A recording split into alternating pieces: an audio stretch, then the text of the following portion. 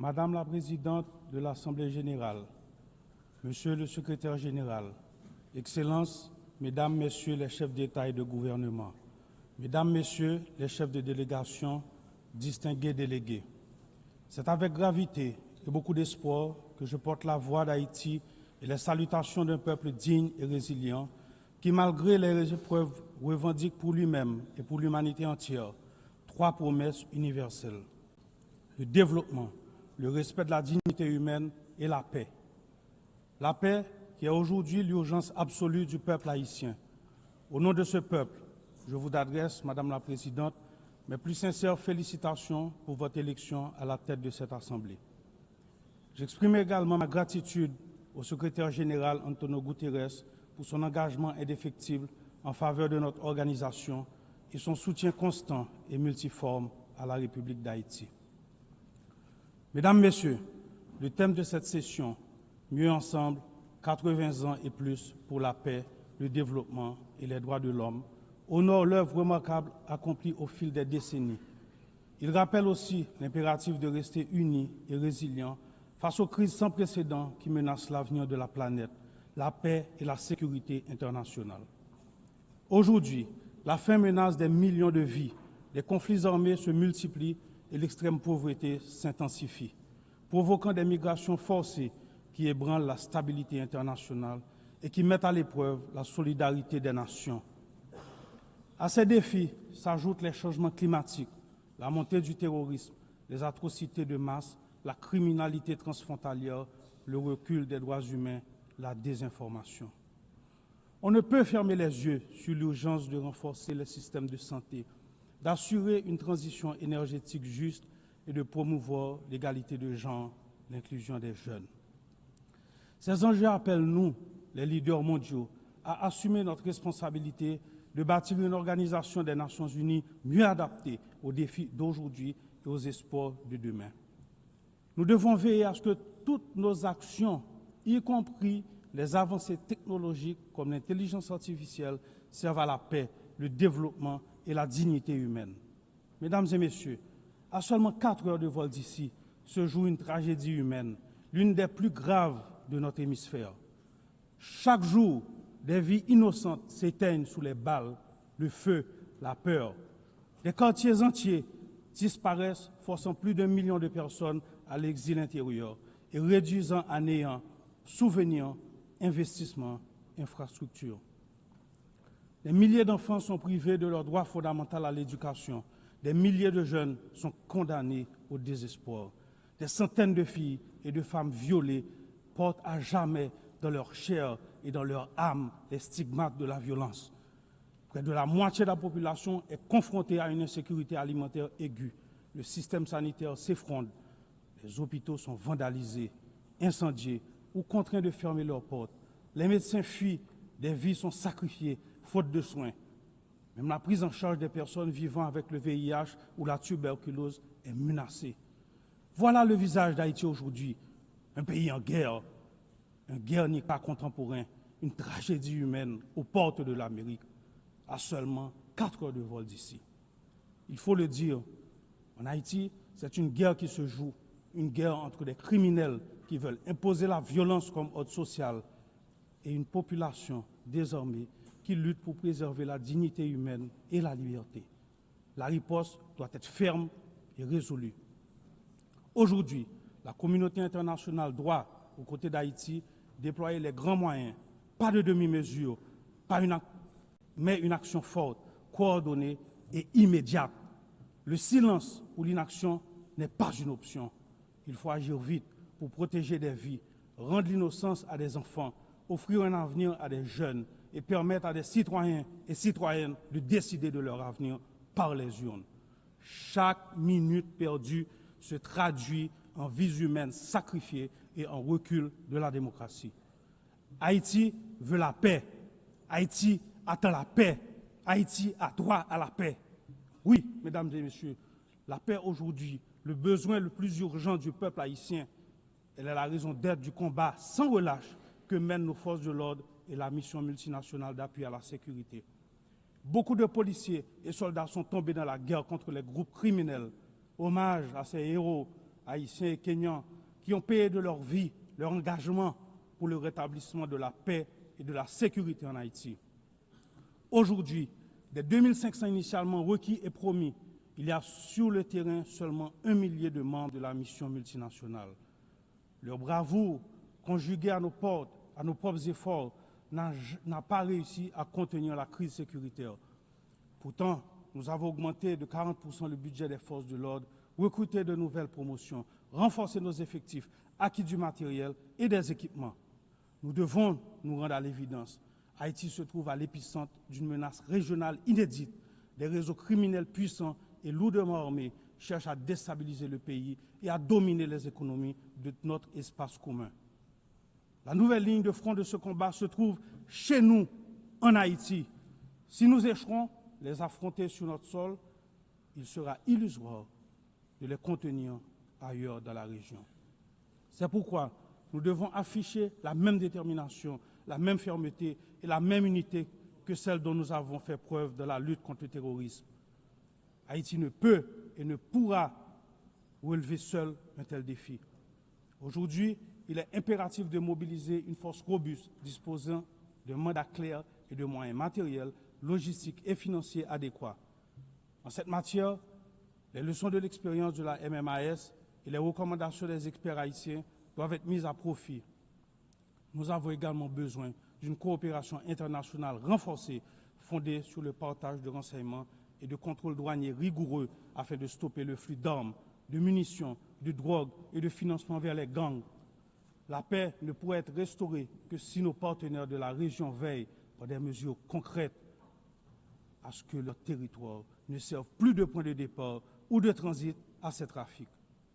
Les approches qui n'ont pas porté de fruits hier ne sauveront pas Haïti aujourd'hui. Il est impératif d'écouter la voix du peuple haïtien, d'oser des solutions nouvelles, fortes et adaptées aux réalités du terrain. En ce sens, nous souscrivons pleinement aux efforts engagés pour transformer la mission multinationale d'appui à la sécurité. Nous appelons également à la solidarité de toute la communauté internationale et plus particulièrement l'engagement des membres du Conseil de sécurité pour un vote favorable à la résolution établissant une force de suppression des gangs. C'est pourquoi je veux exprimer au nom du peuple haïtien ma profonde gratitude aux États-Unis d'Amérique et au Panama pour cette initiative dont la concrétisation marquera un tournant décisif dans la lutte contre l'insécurité qui étouffe notre nation. J'adresse également mes remerciements à l'administration du président Trump pour les efforts déployés afin d'apporter soutien et ressources dans notre lutte commune contre les gangs, ces ennemis qui menacent à la fois Haïti et toute la région. Aujourd'hui, la complexité de la crise haïtienne ne doit pas servir de prétexte à des plaidoyers sans fin, à des négociations interminables ou à des blocages dictés par des considérations géopolitiques. Chaque jour, des décisions profitent aux groupes criminels. L'urgence commande d'être proactif, de s'élever au-dessus des divisions pour agir ensemble, au service des valeurs qui nous rassemblent, la paix et la dignité humaine. Haïti accueillera avec intérêt l'organisation d'une rencontre de haut niveau afin d'aplanir les obstacles et d'avancer concrètement. À cet effet, nous saluons les pays de la région qui ne cessent de nous apporter leurs inestimables soutiens, notamment à travers des déclarations au sein de diverses organisations régionales telles que l'OEA et la CARICOM. Nous apprécions à leur juste valeur leur démarche auprès des partenaires du Conseil de sécurité pour une réelle solution à la crise sécuritaire en Haïti. Nous rendons également hommage à tous les États qui, lors des crises passées, se sont tenus à nos côtés et exprimons l'espoir de pouvoir compter à nouveau sur leur engagement. Ensemble, nous pouvons et nous devons résoudre cette crise qui a trop duré. 12 millions d'hommes, de femmes et d'enfants attendent cet engagement. Mesdames, Messieurs, le Conseil présidentiel de transition est né d'un consensus politique issu d'intenses négociations entre les forces vives de la nation. Ce Conseil, dont la mise en place a été appuyée par d'importants partenaires internationaux et facilité par les éminentes personnalités de la CARICOM, dispose d'un agenda clair, au cœur duquel figure l'organisation d'élections libres et crédibles. Je répète, d'élections libres et crédibles. En dépit des multiples défis liés à la crise sécuritaire, le processus électoral pour lequel le CPT et le gouvernement font preuve d'une volonté politique réelle connaît des avancées significatives. Le Conseil électoral provisoire a déjà identifié plus de 85% des centres de vote, mobilisé plus de 70% du personnel électoral et un financement national de 65 millions de dollars est garanti. Le Conseil présidentiel de transition collabore étroitement avec la mission multinationale d'appui à la sécurité, l'OEA, la CARICOM et le BINU pour préparer des élections libres, transparentes et inclusives, reflétant la volonté souveraine du peuple haïtien et garantissant la participation pleine et effective des femmes, des jeunes, des personnes en situation de handicap et des groupes marginalisés. Dans le souci de maintenir une cohabitation politique productive, des efforts constants sont entamés et poursuivront pour élargir le dialogue avec différents secteurs de la vie nationale, pour renforcer le consensus et prévenir un vide qui serait fatal à la démocratie et à la stabilité. Le peuple haïtien doit pouvoir choisir ses dirigeants. L'État veut organiser des élections crédibles. Notre plus grand obstacle demeure le rétablissement de la sécurité. L'appel urgent et solennel que nous venons, une fois de plus, de lancer pour résoudre la crise sécuritaire en Haïti ne doit pas rester lettre morte, ni se perdre des discours ou des promesses non tenues. En Haïti, la paix ne peut plus attendre. Mesdames et messieurs, la période transitoire ne permet pas d'engager toutes les grandes réformes structurelles dont le pays a besoin, mais la crise humanitaire actuelle doit être adressée. À ce jour, l'État haïtien a fourni 72% de l'aide d'urgence destinée aux personnes déplacées internes et accompagne la relocalisation des familles. Nous exprimons notre profonde gratitude aux partenaires internationaux mobilisés à nos côtés de la réponse humanitaire et accueillons avec un vif intérêt les initiatives porteuses de ceux qui, comme l'Association des États de la Caraïbe, choisissent de rejoindre cet élan. Mais notre stratégie ne se limite pas seulement à l'assistance immédiate. Nous devons impérativement passer de l'aide à l'investissement. En ce sens, la volonté du gouvernement est d'initier le développement de deux grands pôles économiques, le Grand Nord et le Grand Sud, autour de filières stratégiques telles que l'agro-industrie, le textile, l'énergie renouvelable, le tourisme et les services. Haïti entend continuer à compter sur ses partenaires clés pour traverser cette période difficile et relancer son économie. Nous appelons à leur soutien à travers la mise en place de mécanismes concrets tels que le renouvellement de la loi Hope Help ou le lancement de projets de rénovation urbaine qui permettront de créer des emplois, de sortir durablement de l'impasse humanitaire et de réduire les pressions migratoires haïtiennes dans la région. Mesdames et messieurs, 2025 marque le bicentenaire de l'ordonnance imposant à Haïti le paiement d'une rançon pour la reconnaissance de son indépendance.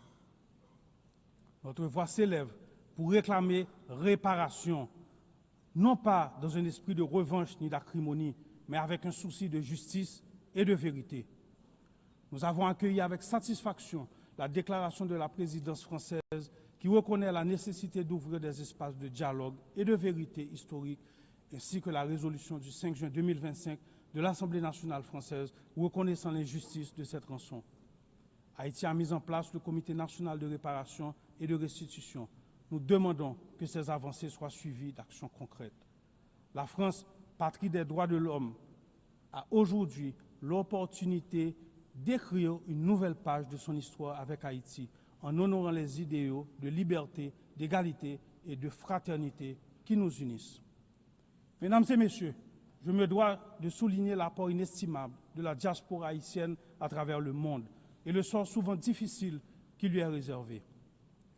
Qu'ils vivent en Amérique, en Europe, en Afrique ou ailleurs, les millions d'Haïtiens à l'étranger contribuent au développement d'Haïti. Alors que nous traversons une crise multidimensionnelle, nous appelons à la patience et à la compréhension de nos partenaires et amis, afin que nos ressortissants soient toujours traités avec respect et dignité. Derrière chaque migrant, il y a un visage, une famille, une histoire et une contribution au pays d'accueil. Haïti réaffirme son attachement au dialogue et à la coopération bilatérale dans l'esprit du bon voisinage et du respect mutuel, afin d'identifier des solutions équilibrées et durables aux problèmes de l'île. La circulation sûre et régulière des biens et des personnes, notamment par voie aérienne, est essentielle à un avenir partagé et à une prospérité commune. Mesdames et messieurs, l'Haïti de demain mérite la paix et la prospérité, un avenir fondé sur un système judiciaire indépendant, une éducation universelle, des soins de santé accessibles à tous et une économie qui offre à chacun les mêmes chances de réussir. Cet avenir exige réforme courageuse, justice indépendante et fin de l'impunité. Nous avons le 16 avril 2025 promulgué un décret instituant 2 pôles judiciaires spécialisés. Un pour la répression des crimes et délits financiers complexes et l'autre pour la répression des crimes de masse et des violences sexuelles. Nous avançons sur leur effectivité. Nous sommes prêts à continuer sur cette voie. Ce n'est pas le moment d'éprouver ce sentiment de Haiti fatigue. La communauté internationale n'a pas le droit de détourner le regard de la situation d'Haïti. Face à l'ampleur de cette crise, le silence ne serait pas neutralité, il serait complicité. Mesdames et messieurs, permettez-moi de rendre hommage au peuple haïtien. Le représenter ici est le plus grand honneur de ma vie. Au-delà de fonction de président du Conseil présidentiel de transition d'Haïti, je suis un citoyen haïtien authentique, engagé et profondément attaché à cette terre. Une terre de liberté et de dignité, de courage et de talent. Haïti n'est pas une nation de résignés. Nous sommes un grand peuple, un peuple solidaire, des femmes et des hommes qui se sont sacrifiés pour leur patrie et pour l'humanité. Haïti n'est pas un territoire livré aux criminels armés, mais une nation debout, composée de familles dignes et résilientes, qui chaque jour, malgré les pires épreuves, luttent pour un avenir meilleur. Je rends hommage à mes compatriotes, qui sont sans conteste parmi les peuples les plus résilients de la terre. Ils méritent mieux. Leur redonner espoir est ma seule mission. C'est pourquoi, en ce moment, je vous appelle à vous tenir aux côtés d'Haïti. Nous devons bâtir la paix en Haïti, pour la Caraïbe, pour les Amériques, pour l'humanité entière. Je vous remercie.